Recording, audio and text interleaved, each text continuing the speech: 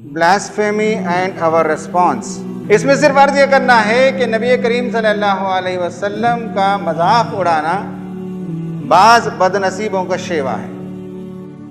Paris کا ایک magazine ہے شارلی ہیبدو، اس نے رسول اللہ کے کئی کارٹون شائع کیے۔ یہ جو طور طریقہ ہے فریڈم آف اسپیچ کے نام سے رسول اللہ صلی اللہ علیہ وسلم کا مذاق اڑانا، تمسخر کرنا، تضحیک کرنا، اس سلسلے میں ہمارا کیا ریسپانس ہونا چاہیے؟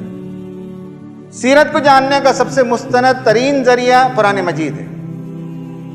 قرآن مجید میں ہمیں بتایا گیا ہے کہ نبی کریم صلی اللہ علیہ وسلم نبوت کا اعلان کرنے سے قبل وہ ان کے آنکھوں کا تارا تھے، مکے کے لوگوں کے سر کا جھومر تھے، بہت ہی افتخار تھا کہ الامین اور صادق پر۔ جب آپ نے دعوت شروع کی تو آپ کے خلاف جو کچھ کیا، قرآن کے مطالعے سے معلوم ہوتا ہے کہ اسے 4 براڈر کلاسیفیکیشن میں تقسیم کیا جا سکتا ہے۔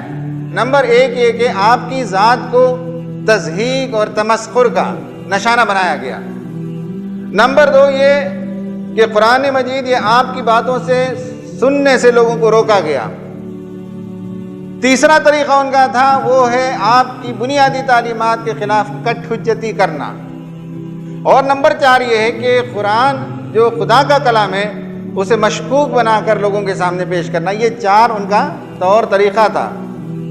جہاں تک اللہ کے رسول صلی اللہ علیہ وسلم کی تضحیک کا معاملہ ہے، مذاق اڑانے کا معاملہ ہے، قرآن مجید ہمیں بتاتا ہے کہ ان الذین اجرموا کانوا من الذین آمنوا یضحکون۔ نبی صلی اللہ علیہ وسلم اور صحابہ اکرام کا کفار و مشرکین میں سے کچھ لوگ مذاق اڑایا کرتے تھے، مضحکہ کرتے تھے۔ وَإِذَا مَرُّوا بِهِمْ يَتَغَامَزُونَ، جب ان کے سامنے سے گزرتے تو کن انکھیوں سے اشارہ کرتے۔ وَإِذَا انقلبوا إِلَىٰ أَهْلِهِمْ انقلبوا فَكِهِينَ، اور اپنے بیوی بچوں کی طرف لوٹتے تو خوشی خوشی لوٹتے اور جا کر کہتے کہ آج ہم نے محمد کا مذاق اڑایا، نعوذ باللہ، آج ہم نے اس کے ساتھیوں کا مذاق اڑایا۔ یہ ان کا شیوا تھا۔ وَإِذَا رَأَوْهُمْ قَالُوا إِنَّ هَؤُلَاءِ لَضَالُّونَ، دیکھتے تھے تو کہتے یہ گمراہ لوگ یہی ہیں جو نیا دین پیش کر رہے ہیں۔ جہاں تک آپ کی ذات پر اٹیک ہے، آپ کا مذاق اڑایا جانا ہے، قرآن نے بتایا نبی کریم صلی اللہ علیہ وسلم کو بھی تکلیف ہوتی تھی۔ اللہ تعالیٰ نے رسول صلی اللہ علیہ وسلم سے کہا کہ اب آپ کو جو دعوت ملی ہے، جو پیغام ملا ہے، ہانکے پکارے لوگوں کے سامنے پیش کر دیں، کھلم کھلا اسے واضح طور پر آشکارا کر دیجئے۔ آپ کی دعوت کا پہلا فیز گھر میں اور خاموشی سے کلوز سرکل میں دعوت دی۔ دوسرے مرحلے میں وَأَنذِرْ عَشِيرَتَكَ الْأَقْرَبِينَ کی جب آیت آئی تو آپ نے اپنے رشتہ داروں کو ڈی پارٹی پر جمع کیا اور مختلف طریقے سے رشتہ داروں میں اسلام کی دعوت پیش کی۔ اور تیسرا دور آیا فَاسْدَعْ بِمَا تُؤْمَرْ، آپ ہانکے پکارے، اوپنلی، کھلم کھلا، بازار میں، مکے میں، حج کے دوران کھڑے ہو کر لوگوں کو بلانا شروع کر دیجئے، دعوت دیجئے۔ تو تب انہوں نے مذاق کی انتہا کر دی۔ قرآن نے کہا اِنَّا كَفَيْنَاكَ الْمُسْتَهْزِئِينَ، آپ کا جو لوگ مذاق اڑاتے ہیں ان سے نمٹنے کے لیے میں کافی ہوں، میرے اوپر چھوڑ دیں، آپ دل پر اس کا بوجھ نہ لیجئے۔ آپ کے دل کو تکلیف ہوتی ہے، ہمیں معلوم ہے، بما یقولون، جو کچھ باتیں بناتے ہیں، لیکن آپ اطمینان رکھیے، ہم ہیں، ہم ان کا بدلہ لیں گے اور وہ دیکھیں گے کہ کس طرح سے ہم بدلہ لیتے ہیں۔ آپ کے پیغام کو گنجلک کر دینے یا اسے مشکوک بنا دینے اور آپ کی پوری موومنٹ کو لیٹ ڈاؤن کرنے کے لیے 4 حربے انہوں نے اپنائے۔ ایک، رسول اللہ کی ذات کو نشانہ بنایا گیا، مذاق کا، تمسخر کا۔